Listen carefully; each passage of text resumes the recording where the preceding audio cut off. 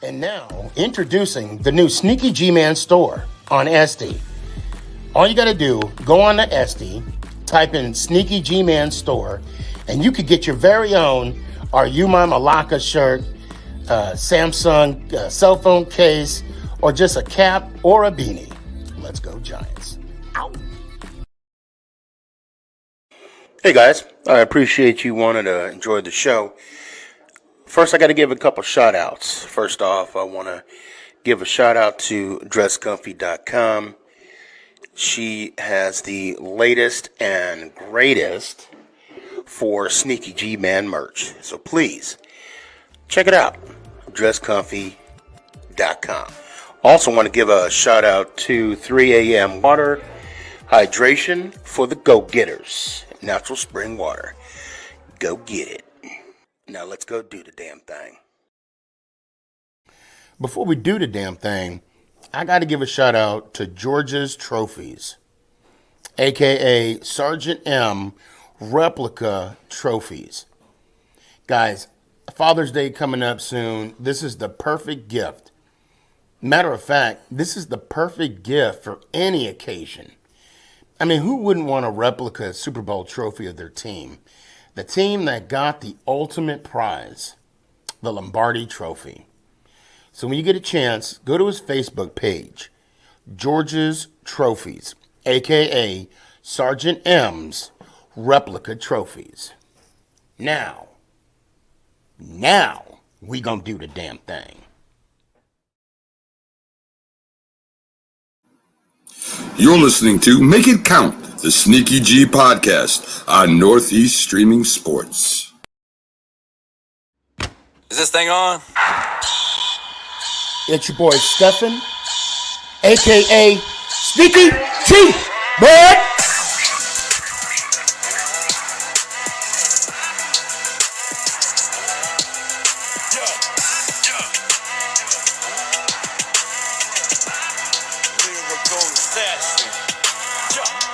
Let's go Giants!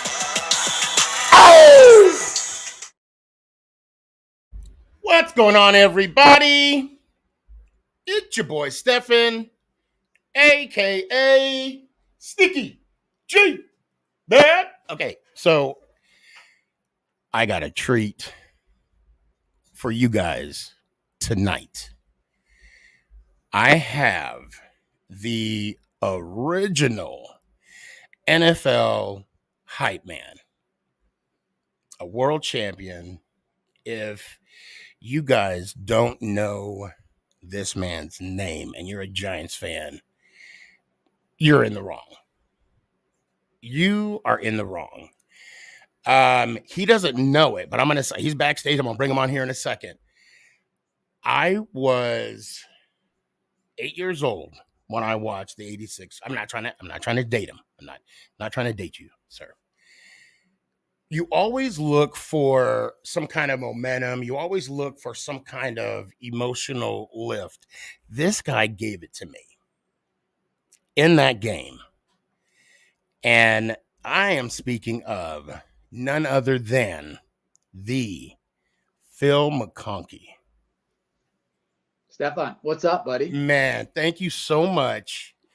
You have no idea how I'm trying to compose myself and not just I'm just an old has-been.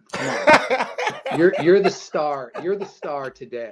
Oh, no. I relinquish my star. Actually, you know what? Let's start with this. So I ask every Giant fan, right? I hate the Dallas Cowboys.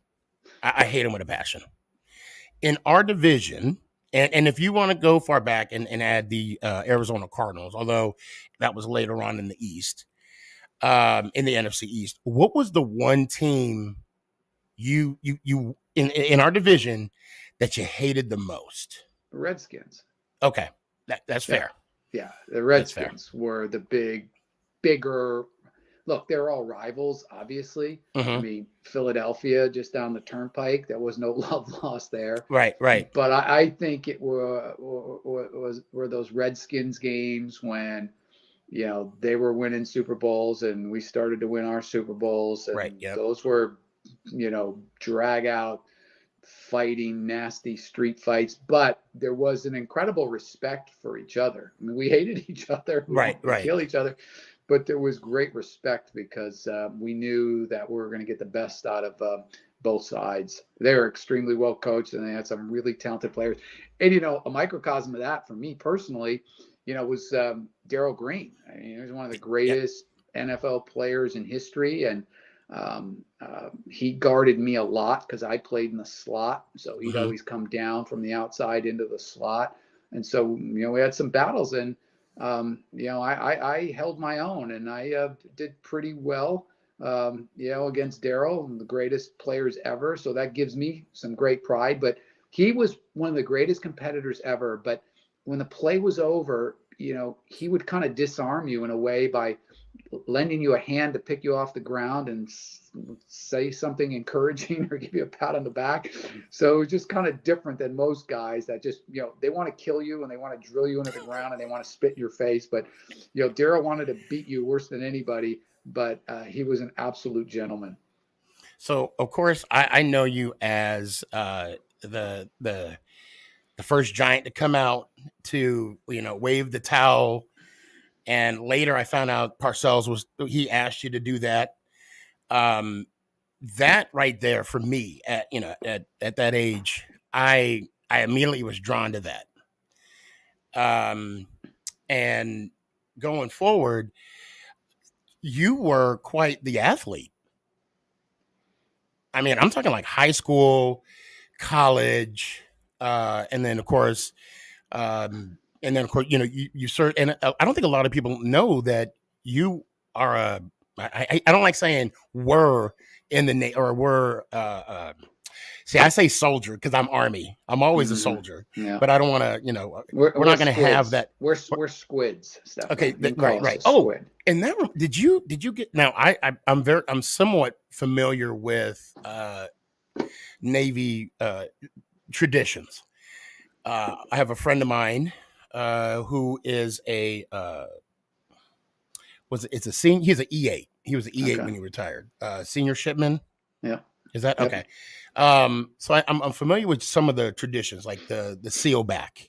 Do you have a seal back? And did you, even though you were commissioned, were you able to participate in some of those traditions? I know it's kind of getting off the football talk, but not really. It's nothing that we did.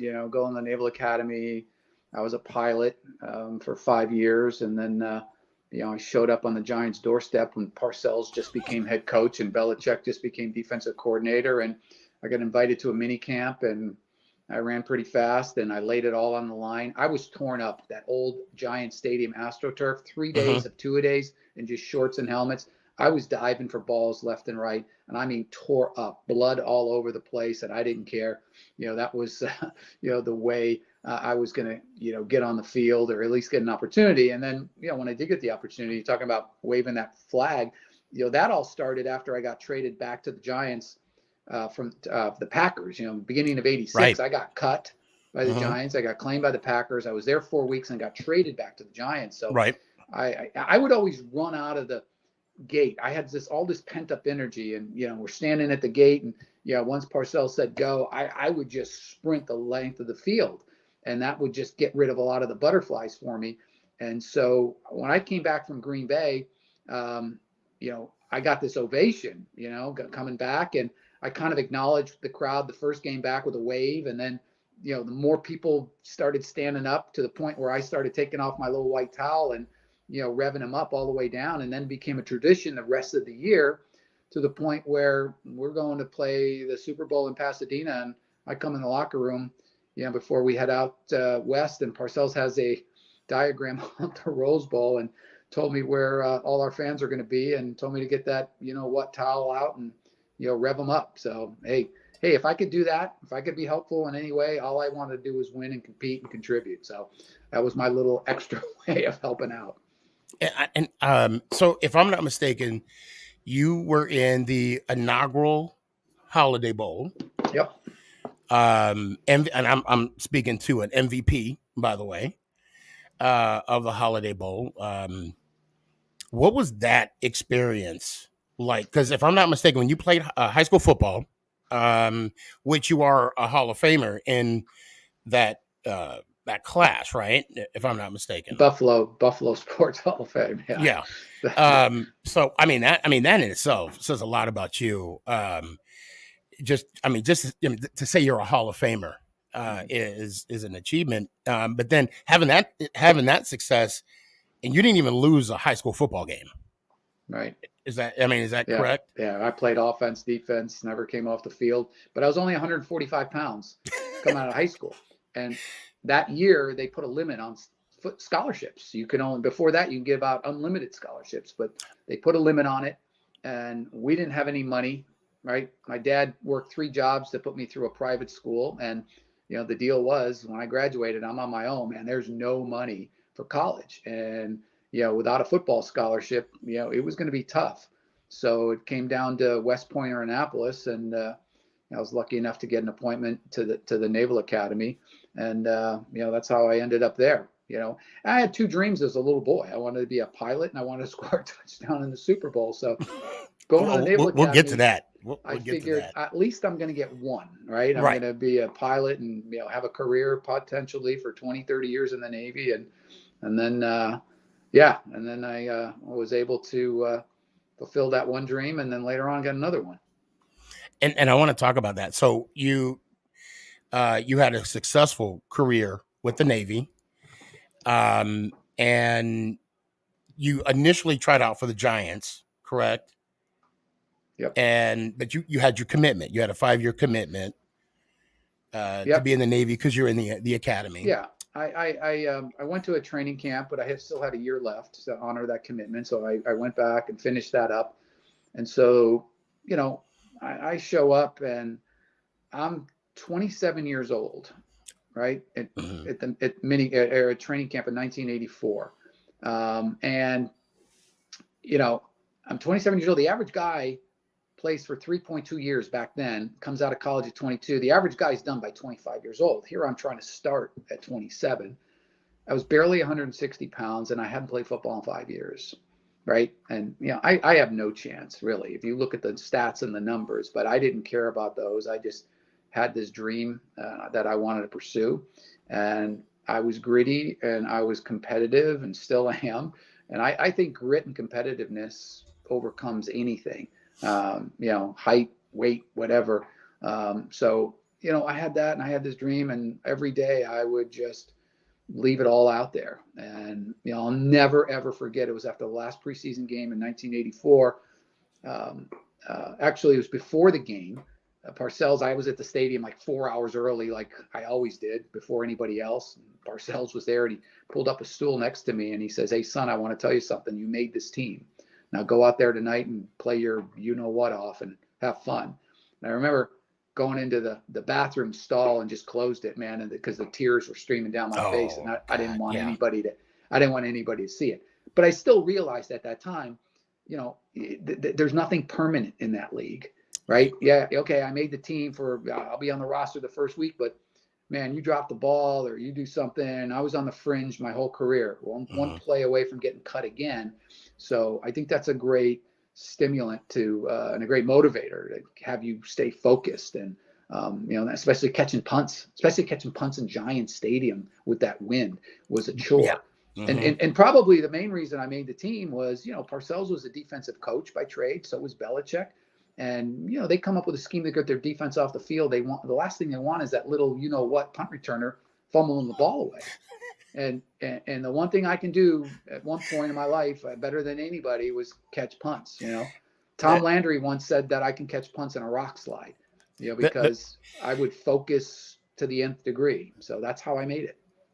I'm sorry. I didn't mean to interrupt you. The only reason why I'm laughing is because, and guys, I saw your interview with the late, great Steve Sable, and how you were talking about how Parcells was this punt receiving expert, but he never caught a punt. Yeah. You had me dying when I was, because he was, giving you instruction, and then you were, I was just rolling. I mean, that was an awesome bit. But I do want to ask you this, and this is one of the reasons why I pestered you and wanted you to come on so bad. And this is what I admire about you is you talked about it. Your competitiveness, your determination. Maybe it's my age talking, but I believe some kids are missing that. One, what was your drive to go, go to the academy? Because you wanted to play football, you did everything you could on the team, and then you wanted to continue that in the Navy, right? Or in the Navy Academy, correct? Yeah. I mean, look, again, you have two dreams, and I wanted to fly. I wanted to be a pilot, right? And I couldn't settle on one. Maybe it would have been easier if I picked one, but I wanted those two things badly. And the Naval Academy was just an unbelievable experience. I mean, it's just incredible. In fact, my daughter is just finishing up her freshman or plebe year at the Naval Academy, and oh wow, okay, the hardest year of your life, bar none. And it was just an incredible experience. And that, I was a little boy watching football with my dad, jumping up and down for the Buffalo Bills, growing up in Buffalo. Okay. And the Bills and pro football was my first love as a little boy. And it was an incredible passion that I had most of my life. And I think when you have a passion for anything, it'll make you work harder and do things that you might normally not do and dig down deeper to get more out of yourself. Talking about Parcells, and I want to go back to him because, he's obviously the architect of those two Super Bowl championships, the first two with the Giants. And the guy refused to accept excuses from anybody, any of us. And, we all thought we were working hard, and he would get more. That's the pure definition of leadership, the ability to convince others that they can do more than they think they can do, right? When you think you've given it all, somebody that's a real leader, great leadership can get you to do more, to dig down deeper. And that's what he was. And I studied leadership most of my life up to that point, being in the military. And, if he wanted, he could have been an admiral, that guy. And, so when I want to ask you this, your time is about to end in the Navy. Okay. And you made the decision that I'm going to go back into the NFL. Was it that drive, or what was the one thing that you were like, you know what, I'm going to go for it? Well, yeah, that's a good question, because like I said, I had those two dreams, and I figured I had one. I was going to be a pilot, and I was content in the beginning, being a Navy pilot. And I figured I'd do this for 5 years, 10 years, maybe 20 years. But as the years went by, and I didn't miss football. Remember, I'm 22 years old. I've been playing football since I was old enough to be in the streets, right? Playing organized football since I was 10. It's my whole life. And in the beginning, I didn't really miss it that much because I had the excitement of going to flight school and being a pilot. But then a few years into it, I just started wondering, what if I had this opportunity? Could this dream come true? And then I decided I didn't want to be 65 years old sitting where I'm sitting right now, wondering what if, right? Because I played against all the great ones, and had all these accolades and did all this stuff and records. And so I just decided I'm got to go for it. I don't want to be, an old man wondering what if. I need to go chase my dream, right? I don't care what anybody says. And believe me, the naysayers came out in droves. The haters it was palpable how many they were. There's no way. It's impossible. You're 27 years old, 160 pounds. You haven't played football 5 years. Forget it. Nobody's done it. It ain't happening. But you know what? I used that for fuel to go chase it. And I did. I used it for fuel and was able to accomplish the next dream. And you ran a 4.4? I did with, and the equipment. I think the times are better now because I think the equipment's better. I think the fields are better. The conditions are better. The training methods are better. So yeah, I was always 4.4s. And And believe it or not, I'm still sprinting. I do masters track meets as an old man.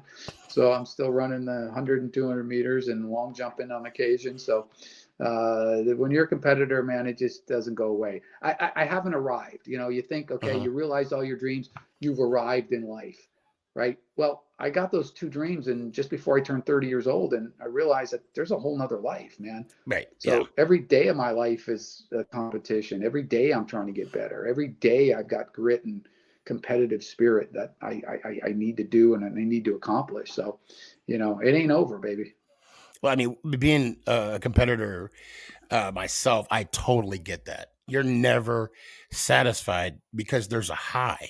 Yeah. Yeah, there's a natural high. I too run a 4:40, but it's minutes. You know, you got to take a break, nap, maybe eat something, you know. There you go.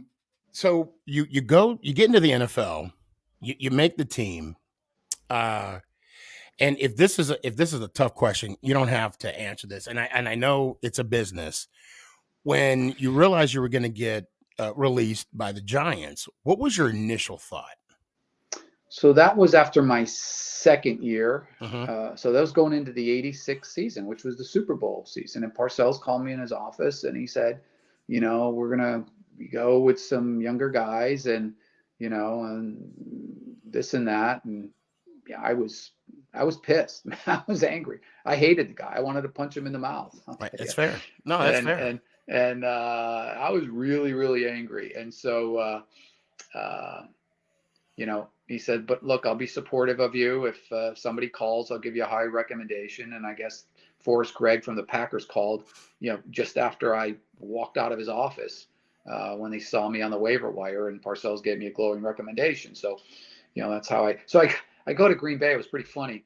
You know, and that's a legendary franchise, right? And Vince Lombardi and all that stuff, and Bart Starr at that time. So I remember getting there and flying in, and, you know, the initial shock of getting cut and the anger, you know, turned into excitement. You know, I'm going to play for the Green Bay Packers. And so I show up at the stadium, and outside the stadium, there's this, you know, bigger than life statue of a nondescript Packers player with number 88, right? And it's a huge statue. So I get in there. I noticed it when I was going in, and, you know, I wore an 80 with the Giants, and I wasn't getting 80 with the Packers because James Lofton had that number. So no way I was getting 80. So they gave me 88. Right. So I go to practice, and after practice, I come back. I'm in the locker room. I got my jersey on still with the 88. And I'm thinking about the statue up front. And the reporters were all coming around me because I was a new guy.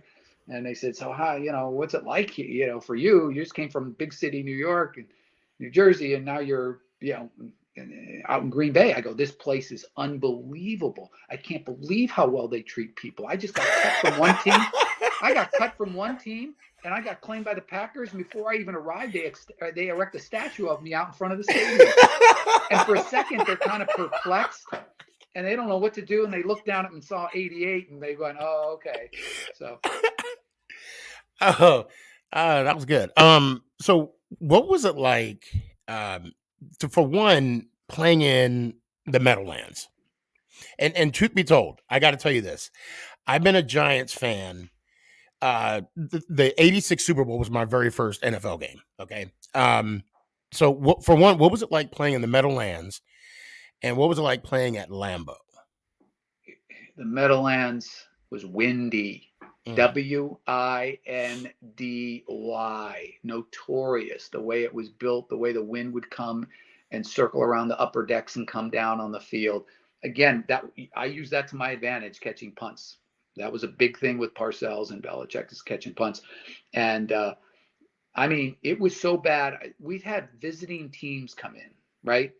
Vice and especially in the division, because they would come every year, so they knew it. I don't know if you remember a guy named Vi Sekahema on the Cardinals, who later became my teammate when I was out there. He's a punt returner. I remember he came in. I saw him pregame one game, and it was windy. And he came up to me. He goes, "I don't know how you do this, man.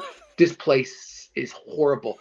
As soon as the schedule comes out, I look to see when we're going to the Meadowlands, and I dread it, you know, all the way up to here." And I go, "Hey, Vi, yeah, you're right. It's tough here." I go, "Today's a really bad one." He goes, "What do you mean?" I go, well, there's this nor'easter coming in and the wind's going to come up from the top. It's going to bounce off here. He walked away stunned. I think he just walked away from each punt return and wouldn't catch it. But that was the confidence that I had. We played the Redskins in the championship game. Yep. 30-mile-an-hour winds, gusts up to 45 to 50 miles an hour. And Parcells had confidence that I would be able to catch them all. And the returner for the Redskins had a difficulty. And Parcells calculated that it was over 100 yards difference in field position by me catching the punts and their guy drop or not letting it hit the ground, which there's no statistic for that, right? I mean, nobody keeps statistics, but it's huge when you're in a tight game and you got field position. And that's why we were so thorough. That's why we were champions. That's why we had such a great group of guys, because everybody understood how important it was to be a team, right? And look, I was a lowly punt returner. I was a guy who was, old and I was, I got cut once, I got cut twice. But they treated me, from the coaches on down to the players, the Lawrence Taylors, right? They treated me as well as anybody else on that team. That's the championship makeup of those guys, because they realized that my job was important, right? I'm not sacking quarterbacks. I'm not throwing touchdown passes, but I got an important job, even though, a lot of people may not think so.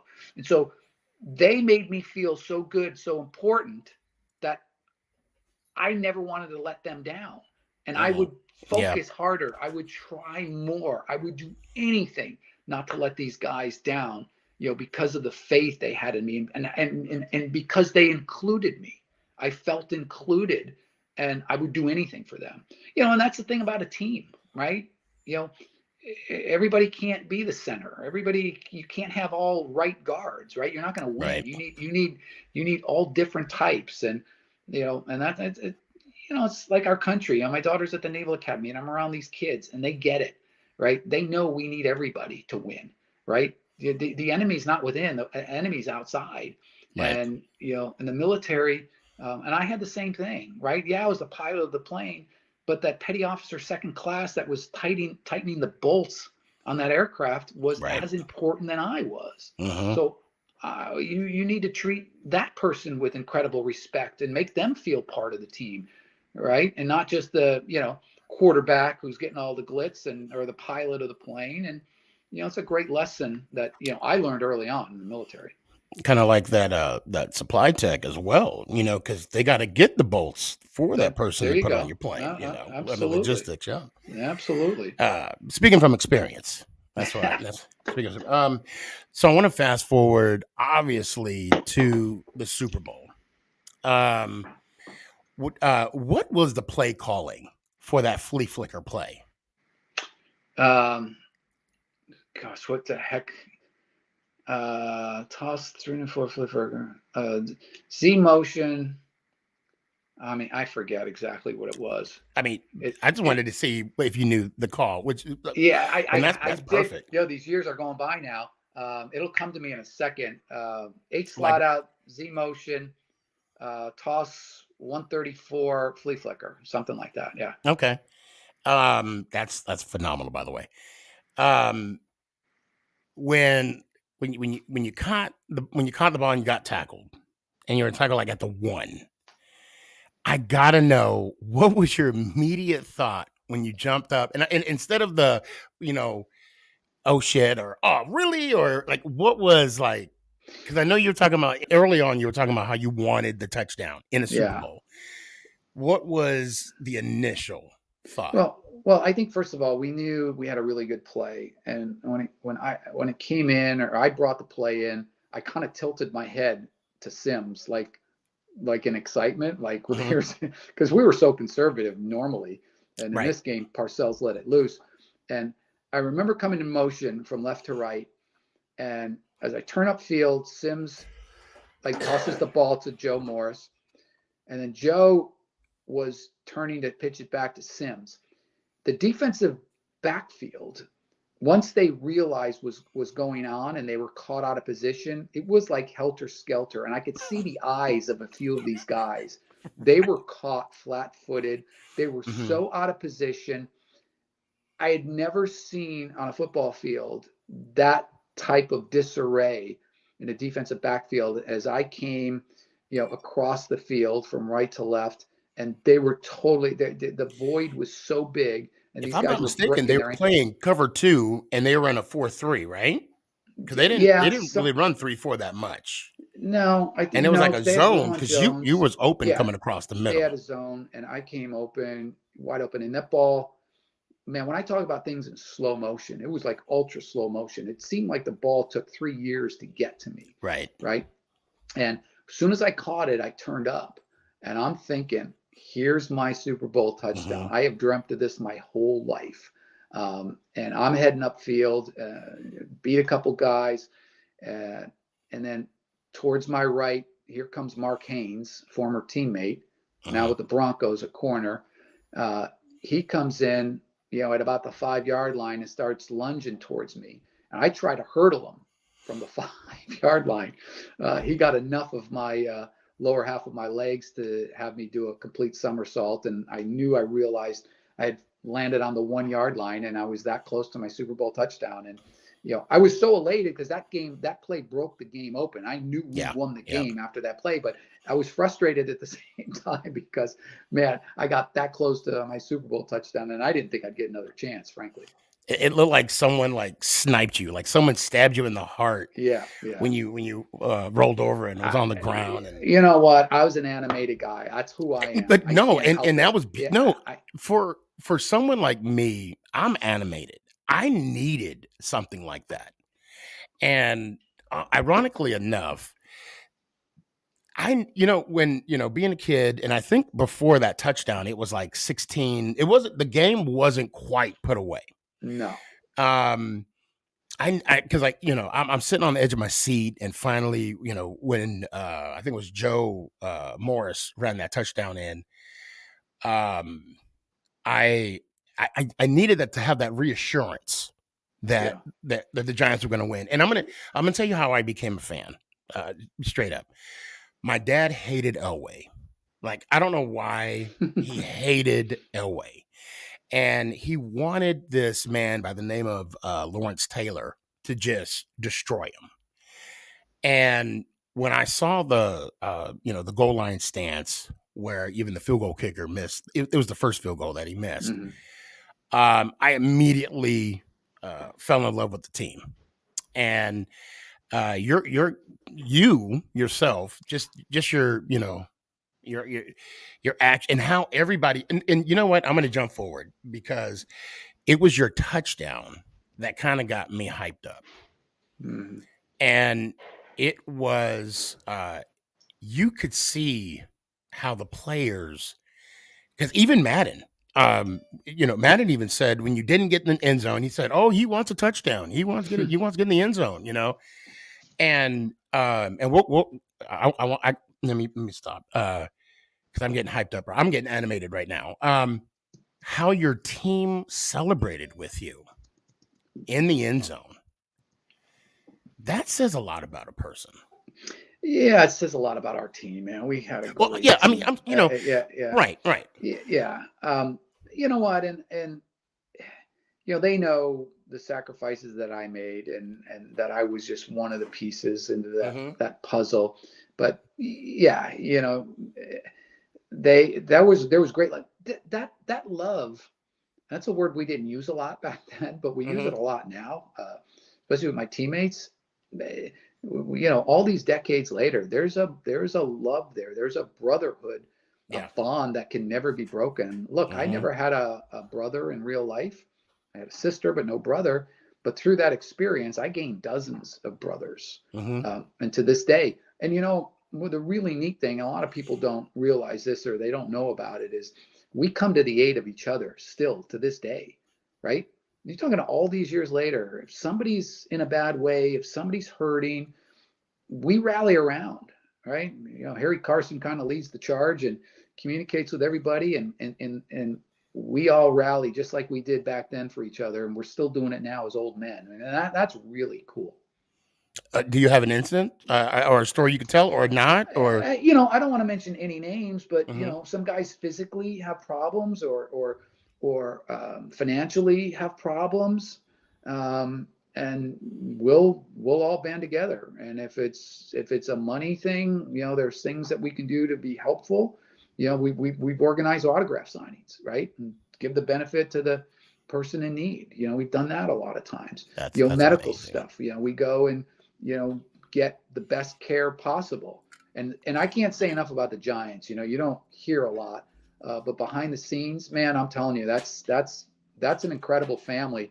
And Wellington Mara always said, once a giant, always a giant. Uh-huh. And they mean that. It is true. And I don't care if you're Lawrence Taylor or a guy that was there for a cup of coffee, once a giant, always a giant. And they will do whatever they can to be helpful, to former players. And it's not like that at a lot of teams. I'm telling you right now, a Giants franchise, very, very special the way they treat the old guys, the alumni. Because most places, I'm telling you, they forget about you. It's over. Right. Don't even come back. They will bend over backwards. The ownership, the team, the administration, and even the former players will do anything, to help guys in need, because that's really special. I gotta say as well. So I live in Dallas. And every year my Christmas comes, not in December, but when the Giants come to play the Dallas Cowboys. Mm-hmm. Now, I've lived in Dallas for about, it'll be 4 years. This will be my third or fourth game. Anyway, that's irrelevant. Last year, I had at least 45 seconds with Mr. Mara. And I basically declared my allegiance. We're not doing well. We weren't playing well. And we haven't been, even in the 2016 season where we made the playoffs. But anyway, the point I'm trying to make, one, I appreciate the fact that he came to over our area where we were sitting at, my son and I was able to take a selfie, one, and just gave me that opportunity to talk with him. Back in 2017, I took a picture with Steve Tisch, and just for them to take the moment, take that moment for the fans. And what I appreciate the fact about ownership is the fact that they're accountable. The state of the Giants. That's what I'm referring to. But I want to talk about the touchdown you caught. Mm-hmm. Do you happen to? Do you know the play calling on that one? 8. That one was half right. Gosh, again, boy, I'm losing it. But the one thing about that was normally I would go in motion on that play. Okay. Half right, 74 divide, right? And so normally I'd be going in motion or coming in motion to the side. This play, we were stationary, which was the first time I think we ever did that. And my job was to go sneak underneath Bavaro as he started to run up the field. I cut across him on a shallow route, trying to create those levels. Well, on this play, I wasn't in motion, but it happened so quickly because we were in a confined area. I think we're on the 6-yard line. Right. I didn't even have a chance to cross him. And I think Sims may have gotten a little pressure, or he was open, and Sims threw it really quickly before I even got a chance to go by him, which turned out to be a good thing because, he got sliced between, 2 defenders, and Sims ripped it in there. And, he admits he dropped it. Bavaro did. And that ball came tumbling down end over end. And I was just in position, right there to slide. It was like a little boy, growing up in Buffalo, when I'd go outside to catch snowflakes in my mouth, and that's what it seemed like at the time, with that ball just kind of tumbling down. And then once that happened and I caught it, man, it's all white noise. It was a surreal experience. Yeah. There was nothing else around me. It's really hard to describe. You're sitting in front of 100,000 people in the stands and 100 million watching on TV. It's a Super Bowl, but you're in your own little state of mind. You don't hear anything. You don't see anything. Yeah, I totally get it. That's a kind of out of body type experience. So, Yeah, so I got that touchdown, and to this day, in fact, I got the ball sitting right You behind still me got there, the okay? the Because actual ball. I was going to ask, at some point were you supposed to break off in your route? Because to me it looked like you guys were doing a double post. Yeah, no, it was just And it happened so quickly. It was a bang bang play, mhm. and I'm surprised that they had called that play that close to the end zone. But hey, man, that was our day, so it worked. And I'm going to tell you, this may sound silly. When you scored that touchdown, I scored that touch. I mean, it sounds really ridiculous, Yeah. but No, I when know. Believe when me, I've Madden been. was like, when he Yeah. said, McConkey wants to get in the end zone, I wanted you to get in the end zone. And when it happened, it was such almost I mean, yeah, I was jumping up and down in the house when I was, my dad told me to sit Yeah. down, Yeah, man. Yeah, that was great. a It was a incredible experience that I can live with to this day. And again, the best part when I think back, I just reiterate, I think about the guys in the locker room. I mean, what right. a band of brothers. What like-minded people that care about each other can accomplish, and it's limitless. And we had the greatest locker room and the greatest teammates. So I'm just thrilled that I was just a little part of that. And you will forever be a part of that. I wanted to, you had mentioned it earlier when this interview started, that nothing's permanent. Nothing lasts Yeah. forever. And I wanted to interrupt you and be like, no, that's not true. So I'm going to push back now and say that's not true. One thing is, and I came well dressed today. I have my own. There you go. And it has my name on it. Of course, mine's not gold, but it does not turn my finger green. That which you have lasts forever. Yeah. And and I'm sure it's meaningful and special is your academy rate too. Yeah, that's extremely special, to go through that experience. Yeah, again, I had some great support and great friends that I served with. And, I think that teaches you a lot. That first year, man, it's so incredibly demanding. There's nothing in my life that came close to my plebe year at the Naval Academy. Nothing is as tough as that. So I'm just proud my daughter was able to get through her first year, and she's just about done with it. And these kids today, I'm telling you, it gives you incredible hope for our future when you're around them for any Mm-hmm. amount of time. I've been close with the track program at Navy for a few years. The coach is a friend of mine. So I've been Okay. around these kids. In fact, the reason my daughter is at the Naval Academy, it's not so much because of me, it's because of a young lady named Sydney Barber. I met Sydney when she was a freshman running track at the Naval Academy. Incredible leader. She became the first Black female brigade commander in history. Oh wow. Brigade Okay. commander means 6 stripes on your sleeve, Mm-hmm. number 1 midshipman out of 4,500, right? First ever. This was last year. So she was a big influence on my daughter. Incredible young lady who I think is going to be president of the United States one day. But again, when you're around these kids, they give you unbelievable hope for our future because they understand, like I do with the Giants, like we needed everybody, right? Mm-hmm. You needed the Lawrence Taylor, the star, but you needed the lowly punt returner that wouldn't fumble the ball, and they get that and they understand that, and they're so far beyond a lot of the issues that hound us today. So we're in really, really good hands going forward, and we're so proud of those kids. Yeah, I appreciate that. I was fortunate enough a few years back. Actually, it was the year that the Broncos won the Super Bowl. I got to hang out at the Air Force Academy when I was in Colorado. And you're right. These now I'm sure they're graduated. But yeah, I mean, I think with the military in itself that it builds a certain character in an individual. Of course, I was enlisted, went to basic. I was Delta 134, always forward. They're going to build you down or break you down to build you back up, and I'm thankful for that today. But You the know, big thing that I learned in the military, and again, it applies to what I did with the Giants.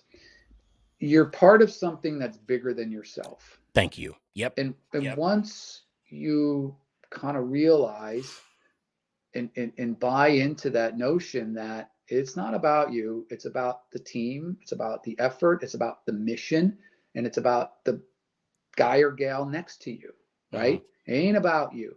And once you get that mindset and you have a lot of people with that mindset, man, you can win a Super Bowl, you can accomplish the mission and do all that. So I think that's the great thing and the big common thing with the military and professional sports. Well, and also, you not only being something bigger than yourself, you're creating a family-like environment because you all are experiencing the same thing at the same time. Right. Yeah, absolutely. Absolutely. And it is a family. Like I just mentioned, it's, families don't go away. They stay with you for decades and decades. And I still have, great family there in the military and my Giants days. So before I let you go, and I'm going to confess to everybody, I'm a liar. I brought out Mr. McConkey here. I said, 15 minutes max. What is the one thing? Well, this is a two-part question. What's the one thing you miss about the Navy? And what is the one thing you miss about not just the Giants, but the NFL experience? Yeah. And I can answer both of them in the same way. Okay. Because they're both incredibly challenging. They're both incredibly exciting, and they're both incredibly dangerous. Okay. Yes. Those professions. But the thing that's the same is, and what I miss my teammates, and I miss the camaraderie. I miss being in the locker room, or I miss being in the squadron. I miss being on the ship. Well, not so much the ship because I got seasick, so I was forget those ships. But you know what I mean. It's just being around. I just think back to my days in the Navy or in the squadron or in the locker room, and just having fun and laughing. Look, we worked really, really hard, and it was tough and it was dangerous and all that stuff. But man, the laughs and the fun and the camaraderie, the brotherhood, right? Incredible amounts of brotherhood on both sides, the military and the Giants. And so I'd have to say, and I got to answer that with same answer, Steph. Gotcha. And I'll give you my answer. Okay. And it is very familiar with the military.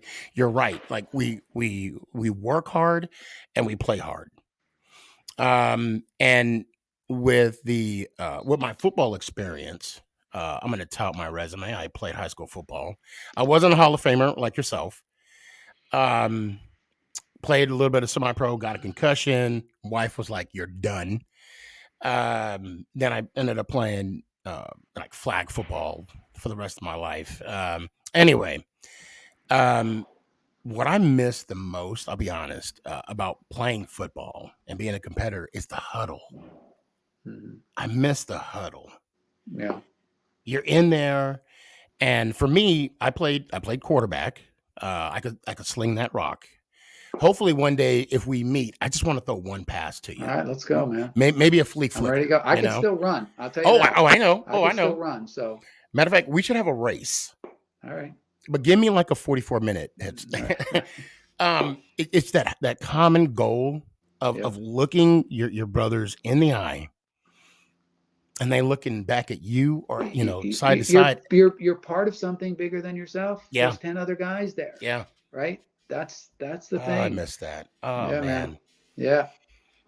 Phil, may I call you Phil? May I? Absolutely. Oh, I appreciate this time that you've given, and thank you. I know you're a busy man. I apologize for lying, but it's in the name, Sneaky Gene. It's in the name. Yeah, It's so I have one last favor before I let you go. I have an outro, and you don't have to do it exactly like I do, but all I say is "Let's go Giants," and I do a ow. Can you give that to the Giants faithful out there? And sure. Let's go Giants. Ow! Man, you are the man. No, I appreciate you're the man. You're the man. Thank you, sir. I got to say, Leonard Marshall told me to tell you hi. I tried to get him to come out. He's, he was busy. So, what a sweet guy, man. He had nothing but awesome things to say about you. You guys had a common friend. He was a tight end. Yeah. Number 89. Okay. Yeah. He told me his name, but I couldn't remember it.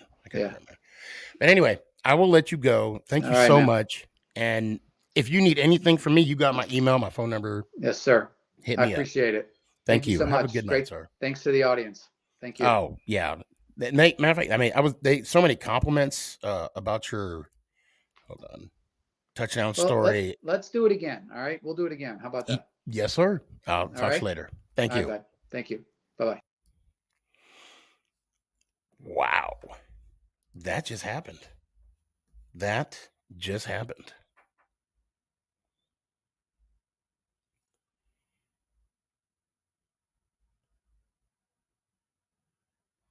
Yeah, I need a second.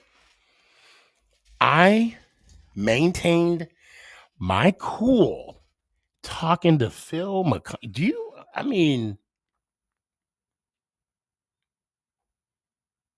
Man. And I'm going to enjoy bringing Chris on right now. That just happened. Hey, your little Giants pants are going crazy right now, aren't they? My Giants pants? That just makes me feel uncomfortable. Like, what? Hey, man. Hey, I feel the excitement in your voice, bro. Won't you take a second? You get you a swig of water or whatever concoction. My mouth got instantly dry right now. And I'm glad it happened now and not during the interview. Bro, it was a great interview. This man, his knowledge to remember plays. I'm like, yeah. Dude, I played football. Let me turn my fan back on. Over 25 years ago, and I can't remember one play. He remembered plays and everything, man. That was props to you, bro. Great interview. Thank you. Hold on. Gabe said, Sneaky, you definitely needed that 44 minutes head start. You for real. I need that 40. Yeah.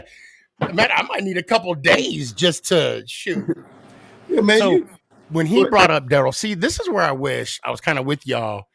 That at the draft, because then I would have talked about how I raced Daryl Green, because he brought up Daryl Green, right? And I'd have been like, yeah, but I pulled a muscle. Whoops! What the heck? I don't need to know. I don't even know what's going on right here. Hold on. Okay, hold on. There we go. Okay. So let me pass out. Okay, I got the link out now, guys. Hey man, I need your pulse rate to come back down. I know you had a great day today, didn't you? It's a good day. But every day is a good day. Right. Every day is a good day. I honestly did not plan. I mean, I'm gonna be honest. I told Phil, I said, hey, 10, 15 minutes max. I was on it, I was like, because he's busy, he got his own, his own life and whatnot. And it was just flowing. Yes. It was excellent, man. The knowledge and everything. He's like every former football player, including myself, including you. That's the one thing we loved about playing football, man, was that brotherhood. You know? I mean, there's not one person on my team that I ever played on, high school or college, man. Those guys couldn't call me and ask me for anything I wouldn't do, Well, I want to ask you this. I talked to Be Real. I'm thinking, I mean, I know this is not the appropriate forum for it, but I'm thinking about putting a flag football team together. Okay. And just playing like competitive. What are your thoughts on that? Man, I played indoor flag football a couple years ago. Okay. It was actually pretty good, because the indoor flag football was like on an indoor soccer Right. Like it's like only like 50 yards. Yep. Man, it was really fun, man. It was fun, and hey, all I did was snap the ball and pretended to block. Like I knew how to block. Hey, if you playing with me, you better do more than pretend, and don't be no lookout blocks. I need all the time I need. Hey man, it's just a flag. It's just we'll talk about that. It's just a flag. But look, I'm gonna tell you right now. Hold on, time out. You was dirty when you posted that TikTok. Oh, don't say no, don't say that. No. And you know what's so bad? Let me tell you what's so bad. People won't even see my post. They won't see my rebuttal. That's the one thing I hate about TikTok. That's the one. Where's Gabe at too? I'm gonna call out Gabe. Gabe, I'm gonna call you out too. I didn't want to say nothing on the phone when we were talking. I'm gonna call you out right now. For what? We're talking about I'm hiding something. I'm gonna catch Steve, or not Steve, Sneaky in 4K. Yeah, I did. I caught you in 4K. How did you catch me? So let me give you the premise, right? Cowboy Chris, he posted something on Instagram. Like hey, you just remember these things. Holy cow. Oh no. Oh. I keep receipts. I'm like, because when I saw the same thing I said when I saw Chris's post, I'm like, we gonna revisit this. What happened? Tell me what happened. So with Gabe, right? So he asked me about a couple. Was it when I made the announcement that I'm a season ticket holder for the New York Football Giants, right? He said, "Sneaky, are you?" No, go ahead. You set it up, Gabe. Set it up. I'll wait. Whenever you're ready. Said, are you just doing this to be able to meet the players and stuff? And have the title, right? Oh, and have the title, yeah. And I was thinking of something witty, something funny to say, and I couldn't. I'm like, you know what? I'm like, yes. And what's wrong with that? No, I stayed quiet. I said yes. Because there was no other answer to give. Right. Well, I don't know what you're talking about on this TikTok thing. I still don't know. You lie. You wait. That wasn't you. Hold on. Well, hey, was that you? That okay? Hold on. You lying? What? You lie. I have no. Okay. If I'm wrong, I'm gonna apologize. But if I'm right, I'm like, you lying ass. Hey, all I know is this morning people were hearing birds chirping and the good. Yeah. Yeah. Birds chirping and good coffee. That's all I saw this morning. And I hate the Dallas Cowboys. Yeah. Oh, Gabe, did you say that? Gabe, did you see that TikTok I did? Yeah, he said something about you lying or something like that, didn't he? So that was Cowboy Chris, was it? Yeah. Thank you. Gabe. Oh, no. Gabe's on. Don't. Hey, Gabe. He's on my side.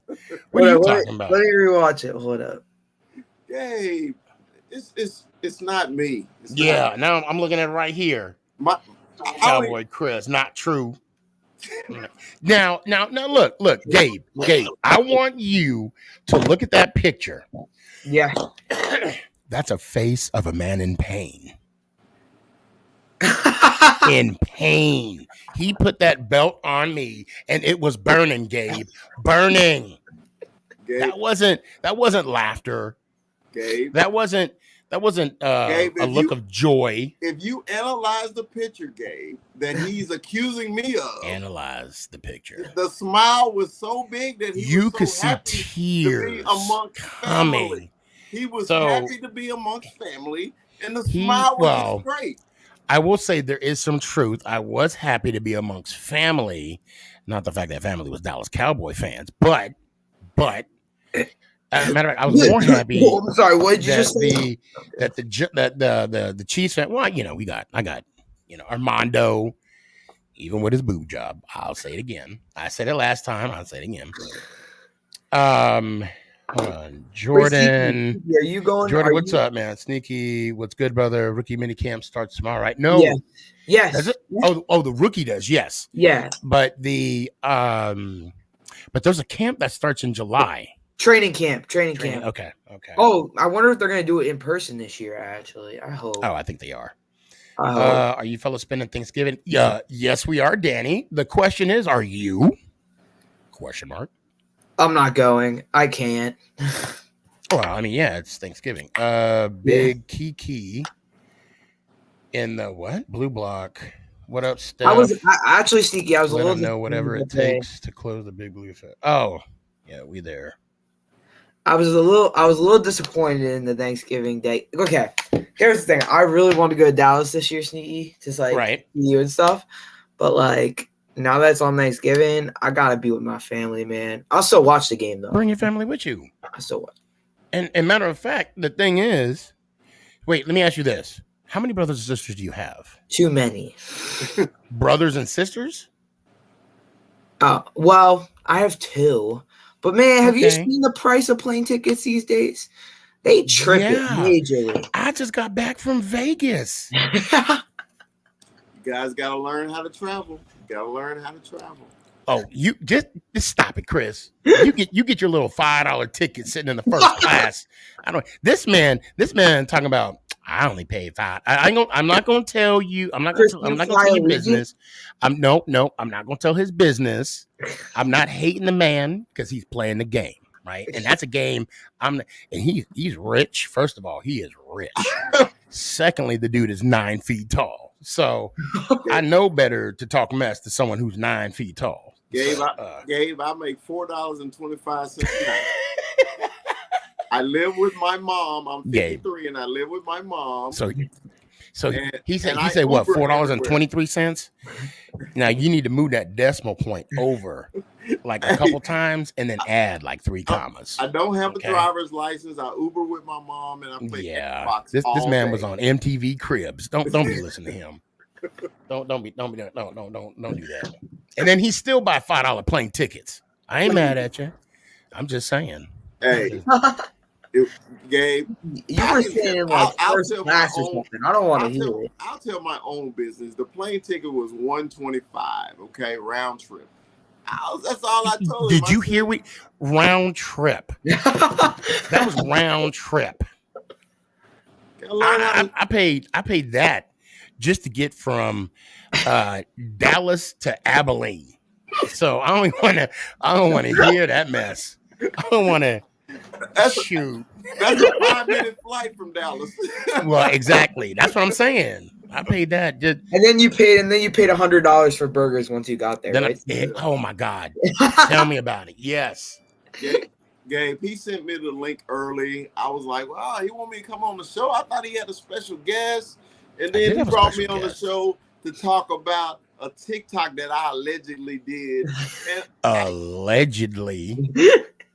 Allegedly, kind of like how allegedly OJ didn't do it. He didn't.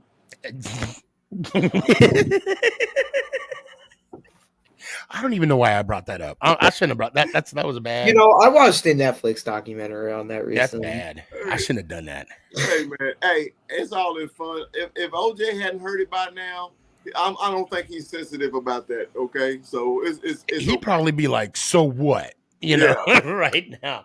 Hey, I did my time for burglary. What he's like, I did my time for burglary. Oh man, we could talk about that on a different night. But but look, hey, real quick. Go ahead. What you got? So what do you think about the Thanksgiving game? I love it. Well, of course you love it. You live 30 minutes away from the stadium. You can eat your Thanksgiving meal and then you can go to the Dallas game. Well, Gabe, no, but I live 5 minutes away. So which is facts. Yeah, which is facts. We might even. I don't even know what we're gonna do because we're supposed to tomorrow. Oh no. Oh, so Gabe, I lied to you. What? So right now you can edit this. You did catch me in 4K because I'm admitting I lied to you. Tomorrow night I'm having a show, and we're gonna do the giveaway tomorrow night. He lied. I lied. I did. And Gabe, I'm not a man of excuses. However, see what happened was. Oh my God, Sneaky, I started saying that all the time, and my parents are like, "Where did you learn this?" That Bad influence. Bad influence. Bad influence. Gabe, I would love to be that fly on the wall. You'd be like, Gabe, I told you to take out the trash. You know what, Pop? See, what happened was yeah, that sounds about right. Oh my God. I could just see that happening. Now back to the Thanksgiving. And what is your plan? Because if you want, I can throw 1,000 turkey legs on the smoker and we'll have Thanksgiving. Okay, here. so the one thing I got to tell you about Thanksgiving, Mama Boss loves to cook. That's her thing. So she's probably going to do something. Well, no, not probably. She is going to cook. So, but I don't know if we're going to have it the Wednesday before or the Friday after, because we got some stuff planned out. And that's another thing too. I gotta get with Sal and see. Shout out Big Blue Wrecking Crew, Dallas Metro. I got to get with Sal and see what we're gonna do as far as the Dallas Giants takeover. I like to do a show. I like to do raffles. Oh, now I got the hiccups. What the hell? And we have some festivities that I'd like to try and do prior to the show. So, and you also, I don't mean to put you on the spot, Chris, but get with your Dallas Cowboy base and let everybody know too on the Cowboy Huddle. Shout out. I'm giving you a shout out.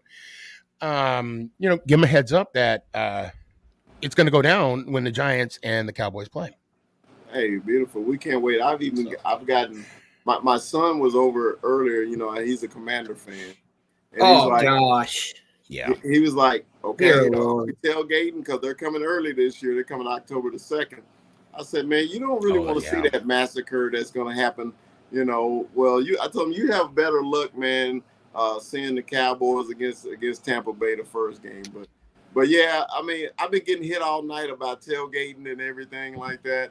But I was really looking on the schedule for the Giants game and the Washington game. And I was like, Thanksgiving. Wow. Okay. Yeah. I said they trying to make a national holiday. Wait a minute. The Cowboys being America's team, and then Giants being in New York in that media market. Dude, it's going to be a lot of eyes on that game. And I believe everybody is worried about the Eagles now, and I was like, you're worried about the wrong team. In East, that's not the team to worry about. I'm worried about them sneaky people.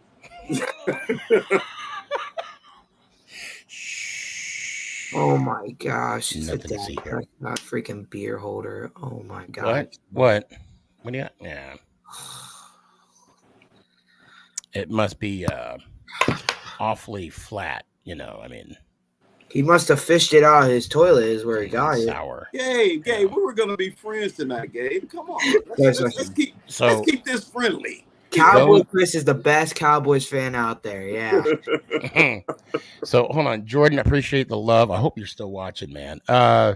Let's see, Jordan Prince. And come up to New York, Sneaky LOL. Not trying to sound weird, but big fan of yours. Would love to see you and meet you at the game. Oh, hell yeah, man. Oh, hell yeah.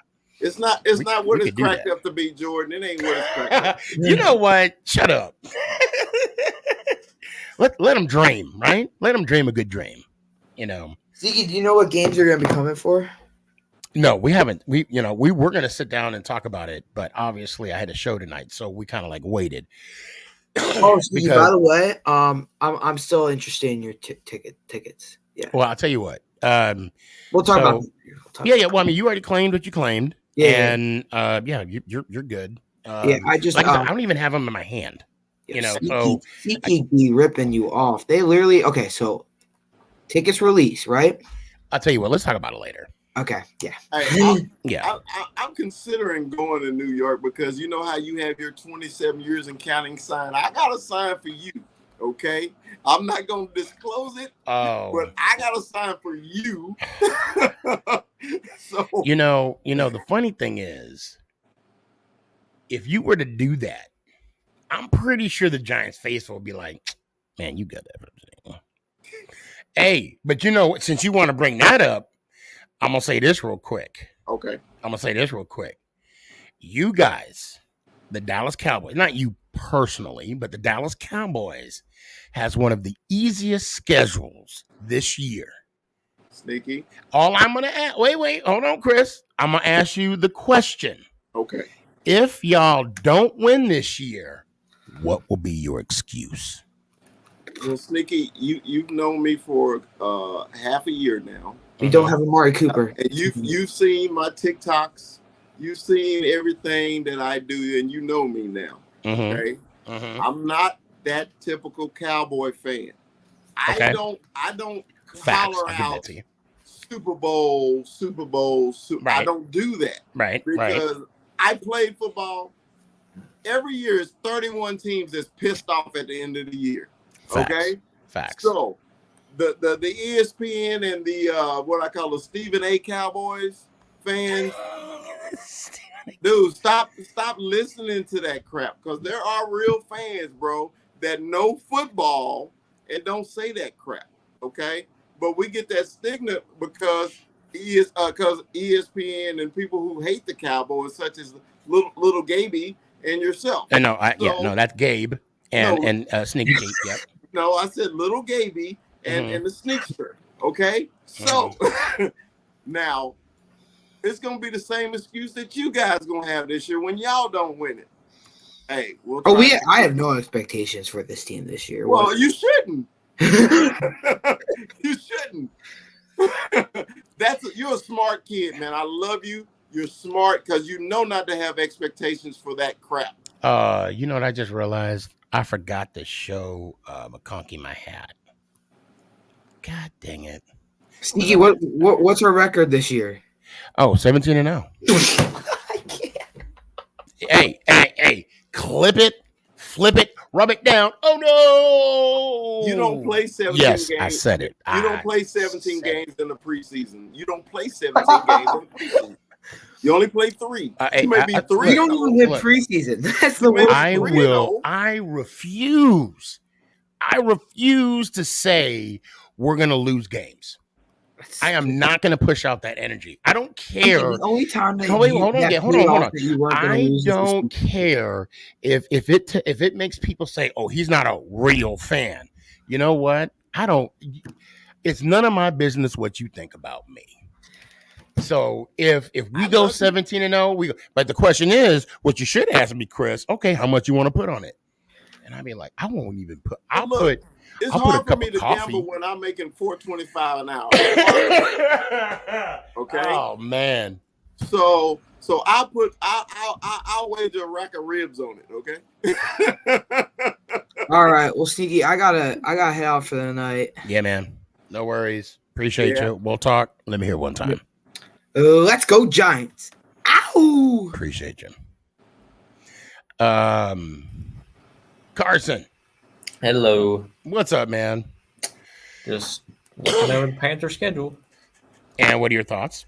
8 and 9. What do you have down for week 2, Carson? Week 2, Panthers W. Anyway, I'm going on with my life. What was that, man? So anyway, how you doing, Chris? You good? Bro. What happened? Bro.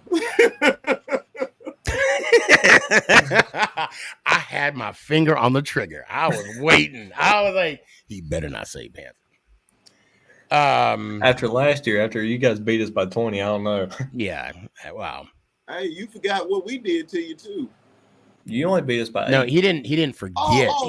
Were you guys not 3-0 when you marched into AT&T? Were you not? We had Sam Darnold. No.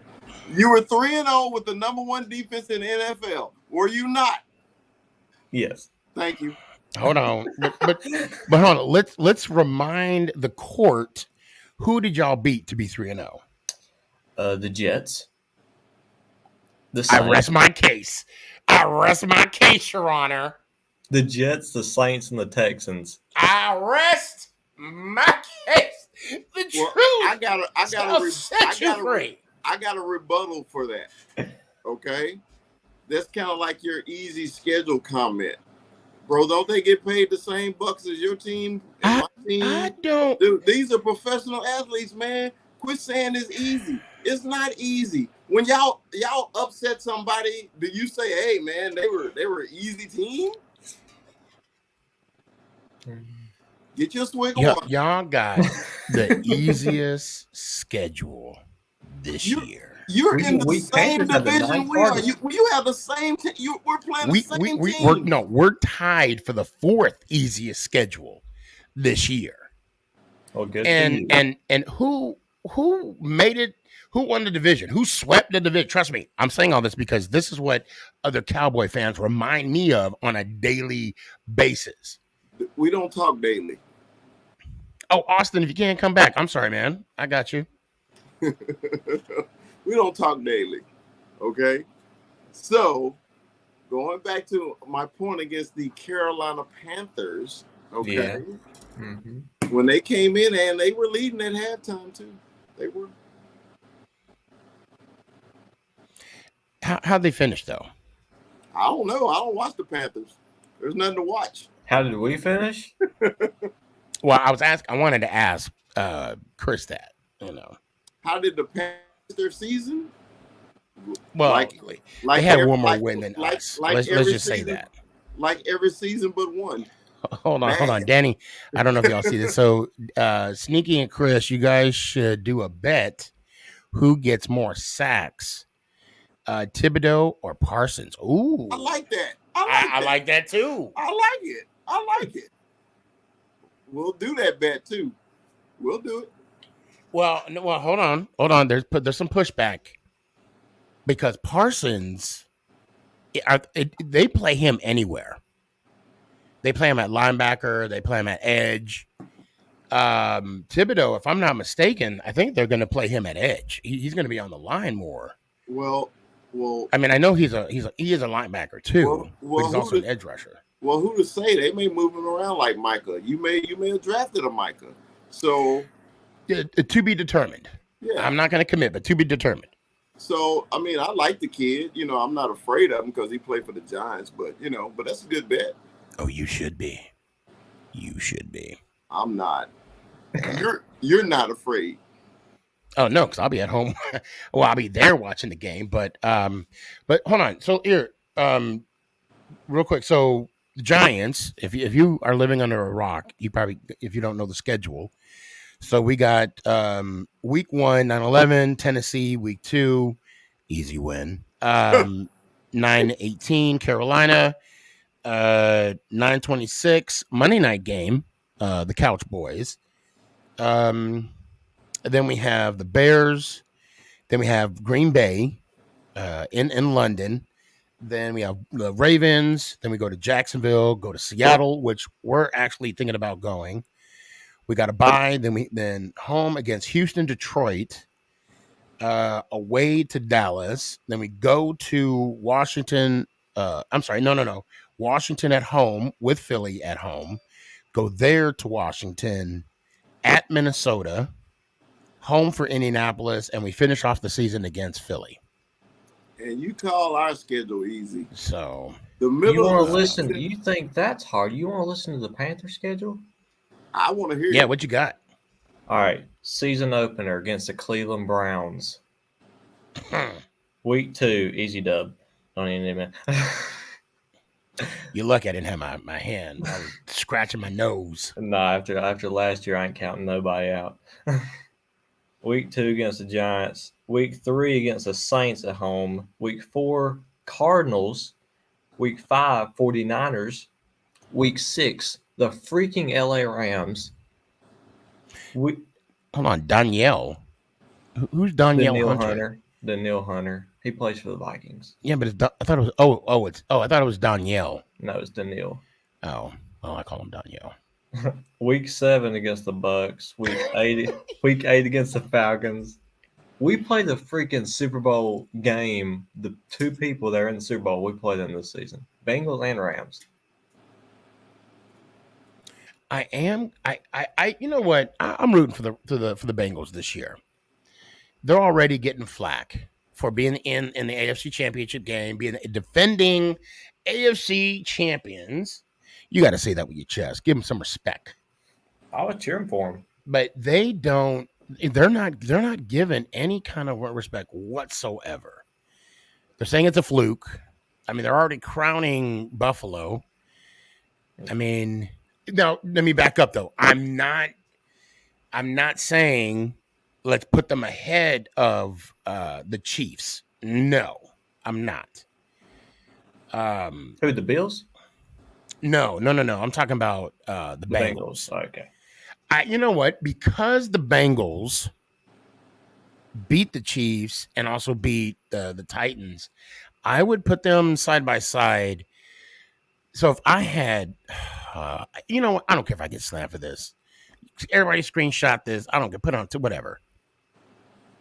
Obviously, in the AFC, I got to say KC. Bottom line, right? You know, 4 straight years they've hosted the AFC Championship game. That's not easy to do. Okay. Then you have Buffalo, and then you have the defending champions of the AFC. And I got to put the Bengals with Buffalo. I got to put them at 2. And then I got to go KC on top. 3.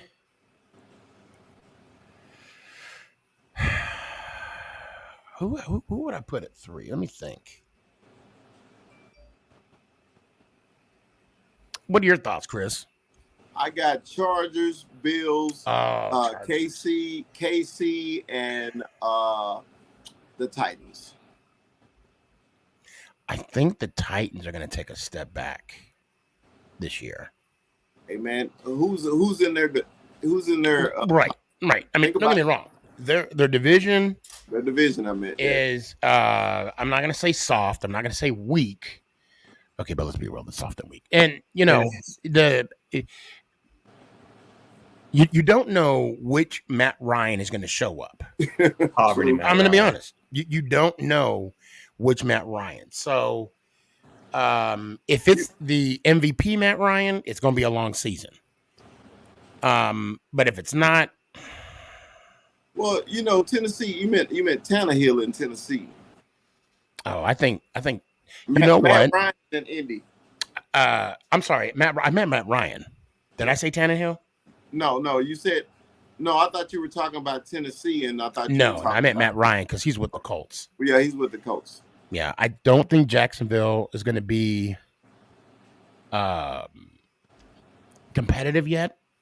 I mean, maybe. I could be wrong. I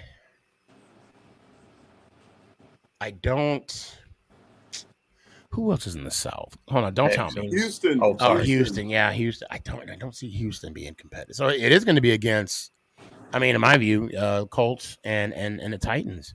Yeah, the Titans is going to win that division easy. Yeah. Danny brings up a good point. I'm shocked Odell is not signed by anyone at the moment. Thoughts, Sneaky, Chris Carr. I'm not shocked because he did suffer another injury, another AC injury. He's going back to the Rams, bro. Right. I mean, I could see him going back and maybe maybe a minimum. I hate to say that. Or they might, couple mil. I don't know. To be honest, I could see him going, as much as I'd hate it, I could see him going to the Bucks. Yeah. Carson, I'm gonna move on. But all right. How's Mama doing? Good. Oh, that's what I'm talking about. You spoiled her for Mother's Day? We're going to Tennessee next week, and I just told her to get something there, and I'll pay for it. Okay. Yeah, that's fair. Good to see you, brother. And you're in Carolina, right? Mm-hmm. North Carolina, yeah. Is that where the Panthers play? Yeah. Yeah, I'm an hour and a half from their stadium. Oh, yeah, well, that's at home anyway. Never mind. Hey, think about the draft next year. And we'll talk later, but think about the draft. Where's it going to be at? KC. We'll talk later. Okay. We'll talk later. Let me hear it one time, brother. Let's go Giants. Ow. Appreciate you. Sports Talk. Hang in there. I got it. Mike. You there, Mike? Mike. Guess what day it is? Yo, what's up? How you doing? Hey, what's up, man? You are excited? Huh? Are you excited? Oh yeah. What game are you excited about the most? Me? I mean, every game I'm gonna see, but that's the right answer. Me too. I'm excited for everything. You're right. That's the right answer. I mean, I'm not actually. I really can't enjoy Thanksgiving while having the Giants play, but it's okay. Say what now? I said having the Giants play on Thanksgiving, it's gonna be tough. I don't think so. I mean, I don't think you know what? I think for the Giant faithful, especially myself, Christmas is gonna come early. We gonna beat them. Hey, boys. I wish. Hey, again, I'll be in New York too, so we gonna beat them boys. Make it through, So I'm gonna tell you right now, we have to manifest that. Hey, we gotta get Dallas. They're not gonna sweep the division, so yeah, they're not. They're not. The East is going to be a lot more competitive. Oh yeah, than it was last year. Oh yeah. Or I mean, it's okay. If Cowboys sweep the division, they're gonna win the Super Bowl. So that's all right. So, I didn't. You say it again. I said if the Cowboys sweep the division, they're gonna win the Super Bowl. Like they did last year. Yeah. Oh, that's too funny. Yeah. No. Oh, what? Sneaky, I don't appreciate these shots you're taking at the Cowboys. Okay. I mean, the man came on and he told his truth. Okay. Yeah. Let the man speak the truth. Hey, I'm excited.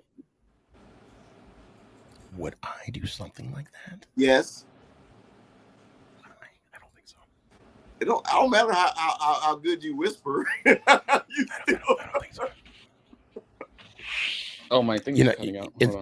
You heard it from a Giants fan, not a Cowboy fan. You heard it from a Giants fan. Oh, he's just being facetious. He's being facetious. Yeah. Are you? See, his thing, his phone doesn't work. That's why. Was that his end? Say what now, Mike? Oh, I thought it was mine. I was like, oh. Yeah, no, yeah, but I'm excited. So got that O-line. See how that O-line goes. Yes. It's gonna be a little time until everything settles in the O-line. Everybody's new, obviously, except Thomas, but we got what we needed finally. So we got what we needed from the draft. We got what we needed from the. Wow, do I sound different? Hold up. Yeah. Yep.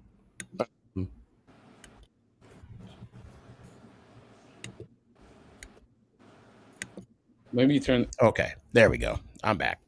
And I'm better than ever. We got what we needed from the draft. We got what we needed from free agency.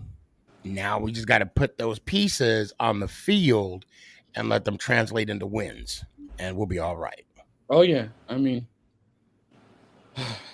I see it's really to win 6 to 8, but we'll see.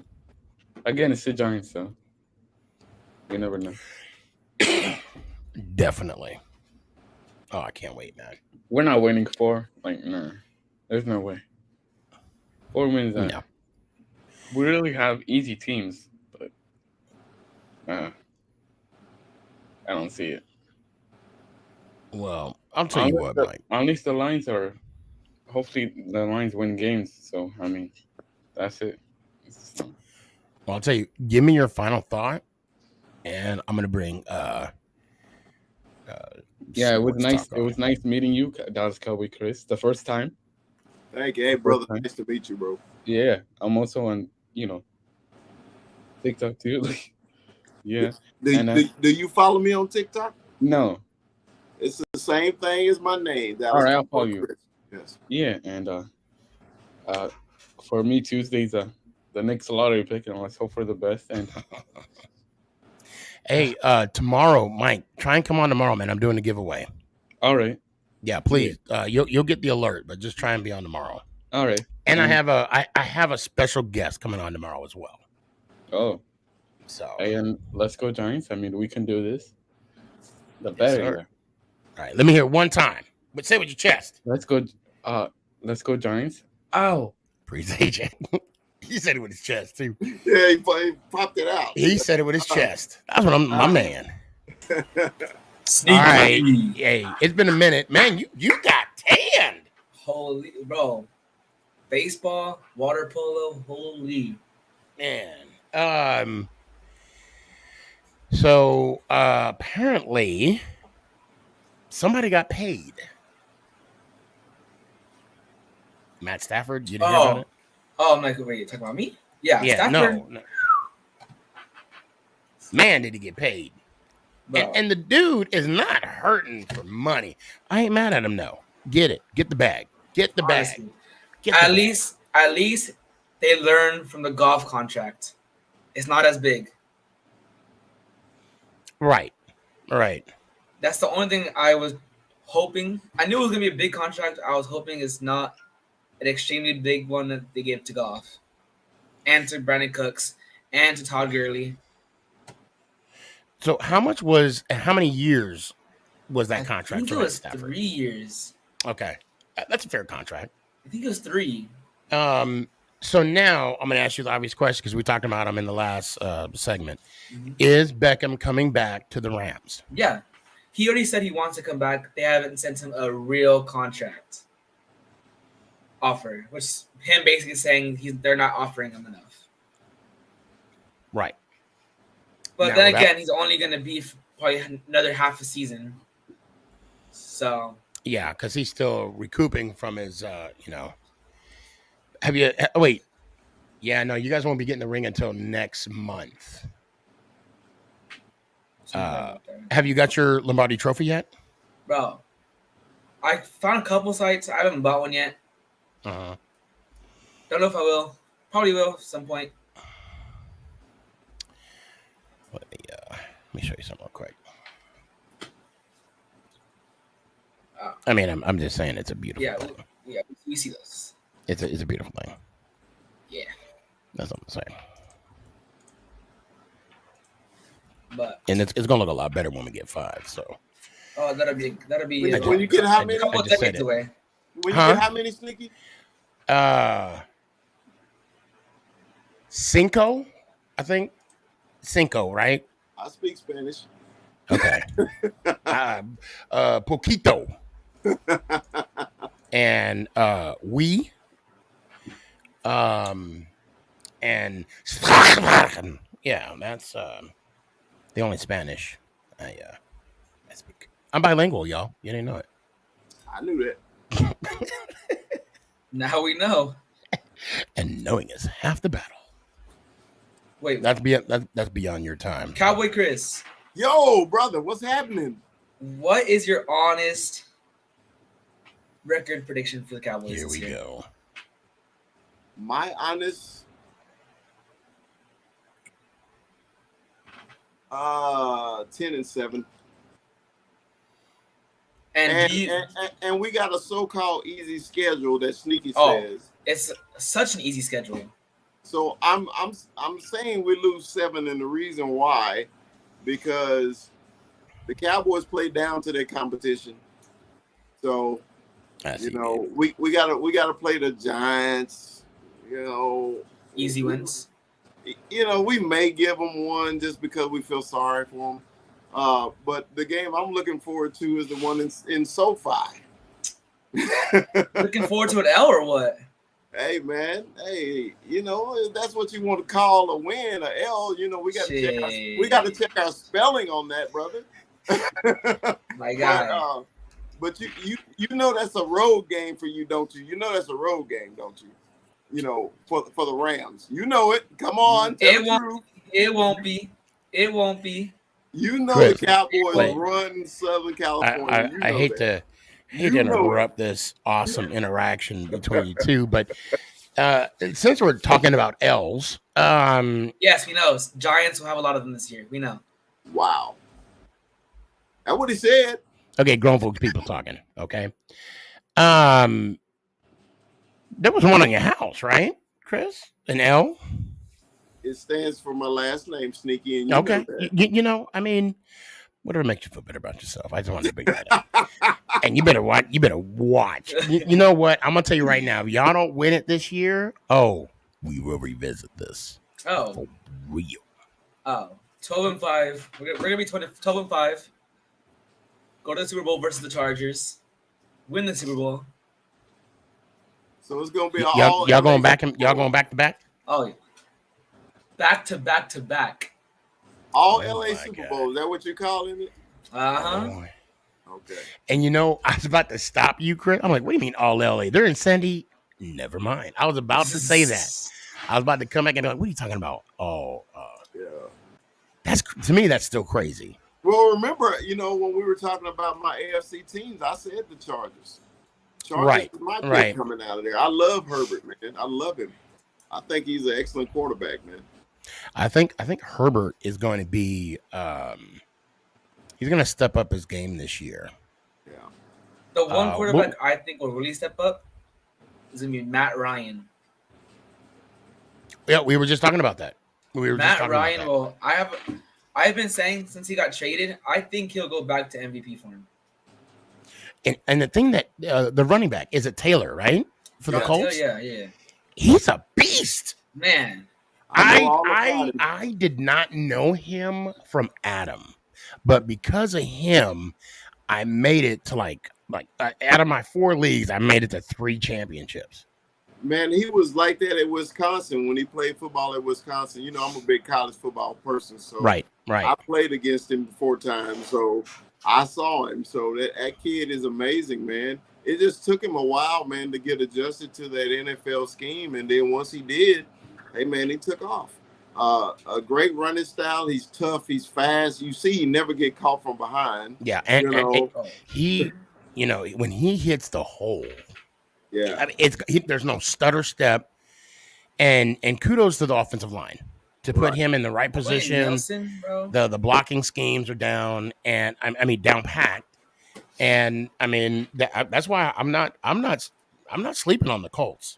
But then again, like I said, and I don't know if you caught this, it depends on what Matt Ryan or which Matt Ryan shows up. Yeah, right.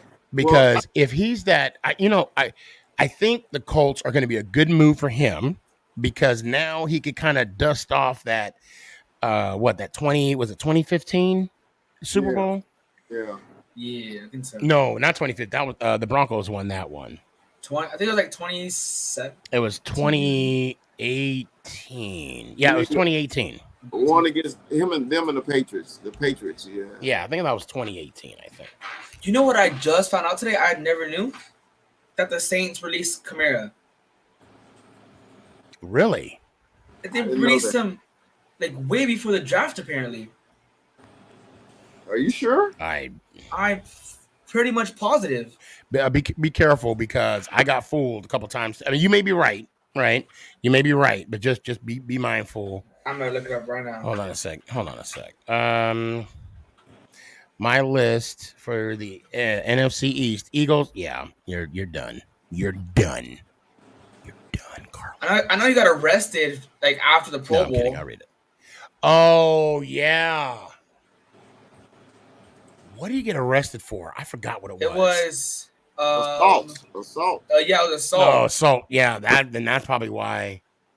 Can you believe they let the man play in the Pro Bowl game? It was after the Pro Bowl.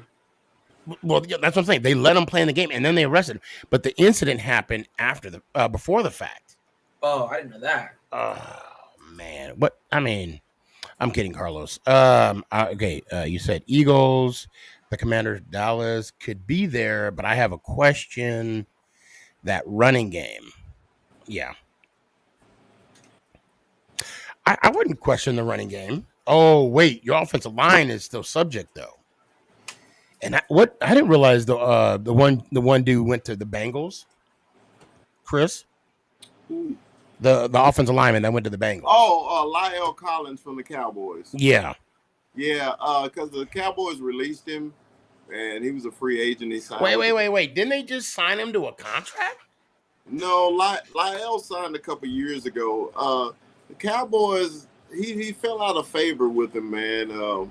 Just some off the field stuff that he was doing, and I didn't understand it, because he was probably one of our top offensive linemen next to Zach Martin. But when you fall out of favor with coaches in the NFL, they get rid of you. So, well, now was it that, or was it the fact that he wasn't producing?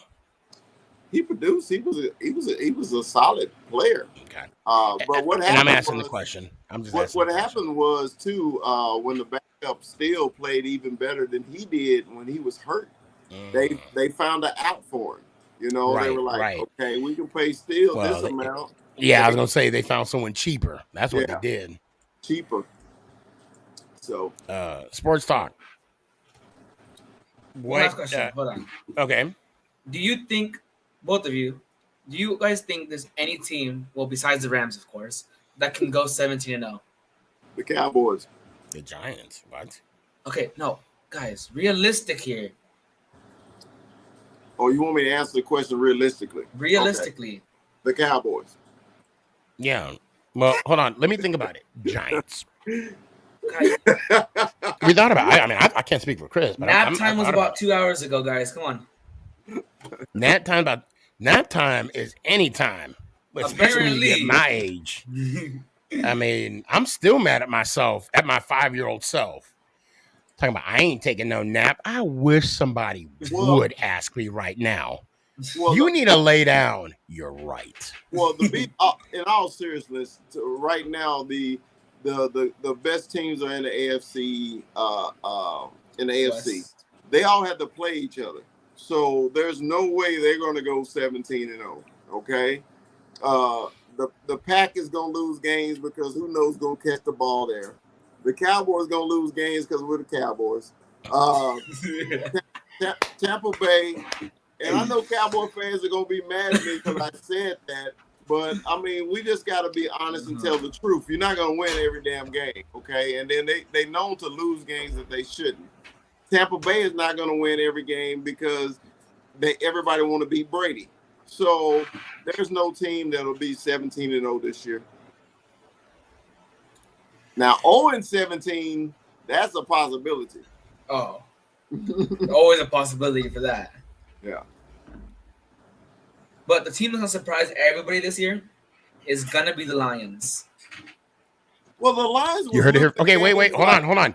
Sport talk. Now, we are 1 hour, 42 minutes in episode 43. What do you mean by that? I mean, Jared Goff has all the weapons he could ask for right now. Okay. Keep going. He has an offensive line. He has a running back. Pause. Okay. And you know the reason why I'm doing this right now. And if you don't know, you're going to know. What record do you think the Detroit Lions will be? That's the first question. I'll wait. Answer. What record? 7-10. 7-10. 7-10. I thought you were going to say they're going to make the playoffs at least. 7-10. I don't disagree. I don't disagree with him. Oh, you know what? I'll tell you what. We'll do this. Again, we are at 1 hour, 43 minutes. You might want to write this down. If the Lions finish the season 7-10, I'm going to get you a $50 gift card at dresscomfy.com. Oh. You know what? $100. You get $100 at dresscomfy.com. All right. So, because you put it out there in the universe. The same offer? No. Anyway, you put it out there in the universe, and 7-10. 7-10. And you know damn well 2 weeks from now I'm gonna forget this whole conversation, and I'm gonna be like, I didn't say that. Then you're going to clip this little section, and I'm going to be like, see, what happened was the sun was in my eyes, and I didn't see what you said when you said what you said it. But now since you said what you said, and I said what you said, now I know what you said. You know what I mean? I have it in a Google Docs. Outstanding. Give me your final thoughts. I got to move on. Of what? Final thoughts of what? I don't know. Life. Well, anything but the birds and the bees. That's not my job. We ain't talking about that. Rams are going to the Super Bowl. Cowboys aren't going to make the playoffs. I like that. Giants probably will. Jared, what's up? Yes. And on that note, let me hear it one time, Sports Talks. Let's go, Giants. Oh, appreciate you. My man, Danny. What's good? What is good? Chris, how are you, sir? First time meeting you. Danny, my pleasure, my brother. I think it's Maya Lopez McNugget. I see you. Stand by one sec. How you like the schedule? I like it. It's a decent schedule. It's a lot of it's a winnable games on there. It's winnable games on there, but it's a lot of tough ones as well. So, like I said, you can never predict what the record is going to be. I know Sneaky, you said 17-0. I get it, but I'm gonna say we're gonna go 9-8. 9-8. Okay. That's what playoffs. Wait, do you see playoffs? No, we're gonna fall short. But like I said, we're gonna see him. Look, I look at it this way: we're gonna see improvements of our team next season. This coming season, we're gonna see improvement from last year. That's what I look at. That's the way I look at it. If we make the playoffs, great. But like I said, we got still a lot more to work on. Where do we fall in the division? So how do you think the division is going to play out? Okay. Damn. I hate to admit it. Oh no. Let's talk about something else then. Yeah. Let's change the conversation. Man. Say it ain't so. Oh man, that changed the conversation, bro. You coming for Thanksgiving? I'm gonna try. I can't make any promises, but I'm gonna try. I see you. I'm gonna try. I definitely want to do at least one away. I have not done one away game yet. I always do home games, of course, because I live like 30 minutes away from MetLife. Right. But I'm definitely gonna try to aim for at least one away game. Danny, hey, come on down here, bro. Come on to Texas. I'm definitely trying to aim for Texas for sure. Yeah, man.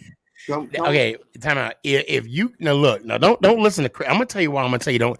If you come down to Texas, right, you come to Dallas, you're gonna have a good time. I'm gonna tell you. You know. Oh, I know. I know. But let me now you better start dieting now. Because if you lose 20 pounds, I'm just spitballing here. You gonna gain that 20 plus. I'm just saying. Listen, I'm gonna come back still looking sexy, baby. Yeah, I'm gonna still come back to New Jersey looking good. Don't matter. Because that's what I said when I came back from Vegas. I was dehydrated as hell, but I made that shit look good.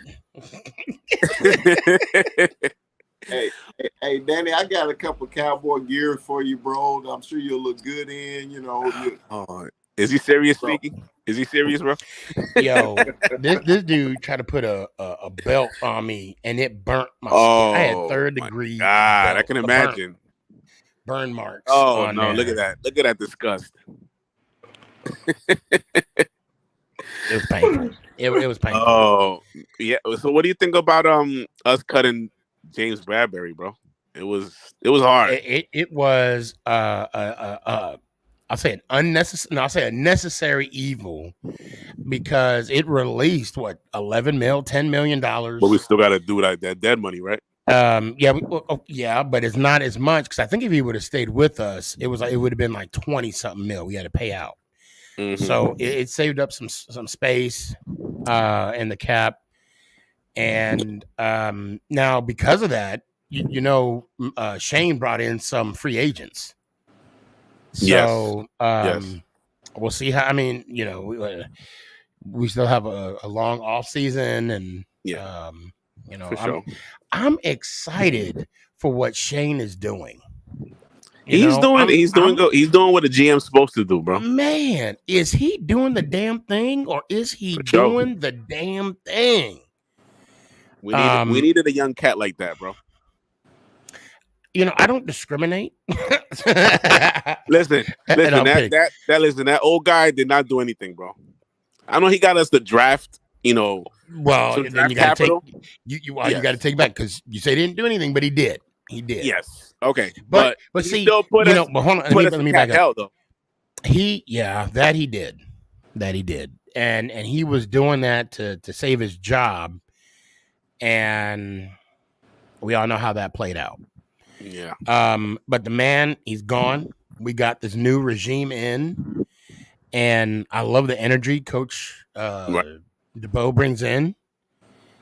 And is it DeBow? Dabo. But he wants to be called Dabs, right? I don't know what they call him, but I'm gonna find out. Hey, Chris, I got a question for you, bud. I'm ready, Dan.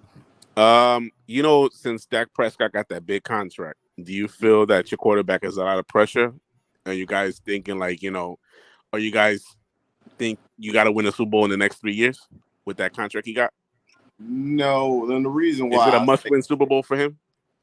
For the Cowboys, for the last 27 years, it's been a must-win Super Bowl. Okay, I get it. So now the reason I say no is not pressure on him, because Tony Romo got the big contract. Okay, right. And he never had a defense to save his life. At least Dak got a defense. I think it's more pressure on the coaching staff now than it is Dak. I mean, because Dak is going to be consistent. He's going to be the same quarterback every game, okay? He's not going to make turnovers, okay? Mm-hmm. And he's going to try to get us down the field consistently, all right? But I don't think it's any pressure on Dak Prescott. I think it's more on our coaching staff and our front office. So if you think, another question for you, if you guys make the playoffs or whatever, and you guys get bumped out the first round, does Mike McCarthy get fired? Immediately. Gotcha. The reason I say that is because, to me, McCarthy is Jason Garrett 2.0. Okay, we don't need a commentator or a clapper on the sideline. We need a coach that make adjustments at halftime and get their team ready to play in the damn playoffs, and not talk about how nervous they were. So gotcha. Yeah. I mean, my whole thing, everything revolves down here. Everybody talk about our offensive coordinator. The reason why we lost the playoff game. Mine is the head coach, because if your team is not ready at a home game in the playoffs, when should they be ready? That's the game they should be ready. Yeah, okay? I mean, it's well, first off, it's the playoffs. Yeah. There's no need to hype anybody up. You made the playoffs. Exactly. So, but Danny, to answer your question, like I said, yeah, he would be fired immediately, because the other year when the Cowboys, like last year when they were rolling, we were scoring 35 points a game, and then at the end of the season we can't put up points. Okay, of course we did against the Commanders, against, unfortunately, your Giants and the Eagles. I mean, but that don't count. That don't count. He had to throw that in there, Sneaky. Well, the second time it was 21. Y'all scored 21 against us. But Danny, let me let you go. I got to bring in McNugget in. Let me hear it one time. Nice talking to you, bud. Thank you, bro. All right, and Sneaky, have a good night, my boy. And you want to do a show tomorrow? You said? Oh yeah, doing the giveaway. I'll be there tomorrow. Yes, sir. All right, my brother. Love you. Love you too. Let me hear one time. And let's go Giants. Ow! Peace. Appreciate you. And you see, Chris, he's famous. You see, he made the big screen at MetLife. My man. That's what I'm talking about. McNugget. The muscle. AKA the muscle. I'm gonna bring in Maya as well. She's also wait. See, I knew. And you know what? I took a picture of who you was. So I got you next time, buddy. I got you. Thank you for coming on, by the way. Oh, yeah. I got you this time. I got you. So all I got to say, I wish you would try again. Anyway, McNugget, I'm sorry about that. And we got like 2 minutes left. So the next 2 minutes are yours. Well, a minute and a half, because I got to give a minute to Chris. A minute and a half. Yeah. It's a lot of pressure. No, let me see that hat. Let me see. What's the hat? Oh, this one? That's what I'm talking about. That's what I'm talking about. Pretty nice hat. So how does the schedule look to you? I mean, honestly, I'm not mad about it. We do play the Rams. I can't, but I think we could still win. You get the rematch against Tom Brady. Yes. People are going to be tuning in for that. Yes. And then we get the Bengals rematch as well. Oh, that's right. Yep. Yes. Wait, is it at home or is it in Cincy? Good question. I would assume. Oh, I'm trying to remember because I know we played them regular season 2 this year, but that's right because you played them in Cincy. Yeah, and now then we you're gonna played them at home for the playoffs. So they probably will be at home. I think so. Be at home, yeah. Yeah. So, well, I hate to make this short. Try and come on tomorrow. I'll try. I might be at track. Oh, that's right. District. That's right. You do. Oh my God. Yeah. Well, good luck. Thank you. Good luck. Run like the wind. I don't even know how to, say any kind of motivational speak about running for fun because that's run fast, jump long. There you go. Do that. Good luck, mate. Nugget. Good luck. Yeah. Thank you. I'll see you Tuesday, and I give me a heads up on how you did. Okay. So let me hear it one time.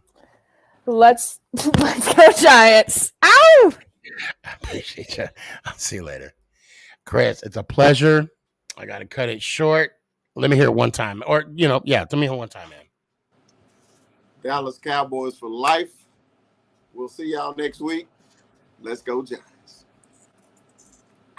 Appreciate you. Yeah, I always had to do that. Phil McConkey. Enough said. Thank you so much for coming on. I appreciate the time it came out. Chris, thanks for hanging out with me today. That was awesome. Everybody that came on, man. I'm gonna have to run out and do laps. Okay, I'm lying. Ain't nothing on my body that says anything about running, especially at 10 o'clock at night in Dallas. I do have a challenge for each and every one of you that see this, either on TikTok, anywhere. Make somebody smile. Make a positive impact on someone. You never know what that individual is going through. And just a little distraction, it does go a long way. I appreciate y'all. Love y'all. I guess I'm having a show tomorrow, which I am. Please come on. We're gonna have some fun, some laughs, some jokes, and I'm gonna give some stuff away. So have fun, and until tomorrow, let's go Giants. Ow! Is this thing on? It's your boy Stefan, aka Sneakyg, man.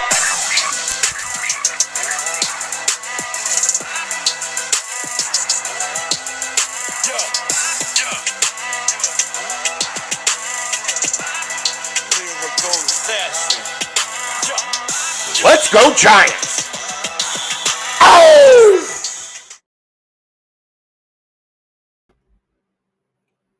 Phil McConkey. Malakas.